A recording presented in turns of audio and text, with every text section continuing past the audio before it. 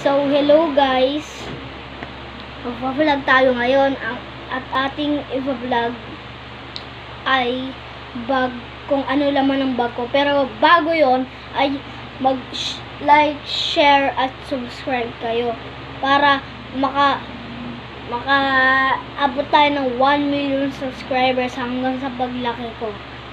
Mag-subscribe na kayo guys, libre lang yan. At mag-subscribe na kayo para sa updated namin na videos. At ito na nga ang bag na sinasabi ko, yung akin to. Nag-aaral ako pa sa Pico sa Limitas. So ito guys yung bag ko, galing sa government, kaya nilila ko na.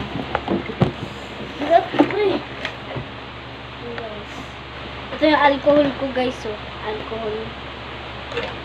Tapos naman ito guys, yung mga subject o notebook ko. Ito naman yung lunchbox ko. Ito guys, subject ko. Pero yung ibang notebook nasa teacher ko pa kasi pinasa namin, may sinagutan ata kami kanina. Yan guys, ito yung araling panlipunan. Tapos ito guys, yung reminder assignment. Yan guys. Tapos ang MTB or mother tongue based.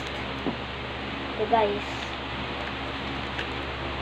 Nasa ito naman yung MAPE, Music, Arts, PE, and Health. Yan guys. Nasa ito naman yung subject English at ESP or kaya edukasyon sa pagpapakatao. Guys, yung math nandun sa teacher namin. Tapos ito guys yung ginagamit kong papel. Ito guys. Oh. Yan. Tapos nagdadala pa rin ako. Tapos guys, nagdadala din ako ng lampin. Kung sakaling may sipon ako.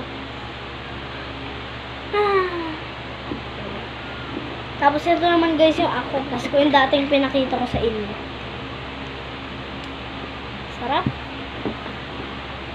Hindi pa na-gusto. Tapos ito naman guys yung wipes ko. May wipes ako. Tapos ito naman guys yung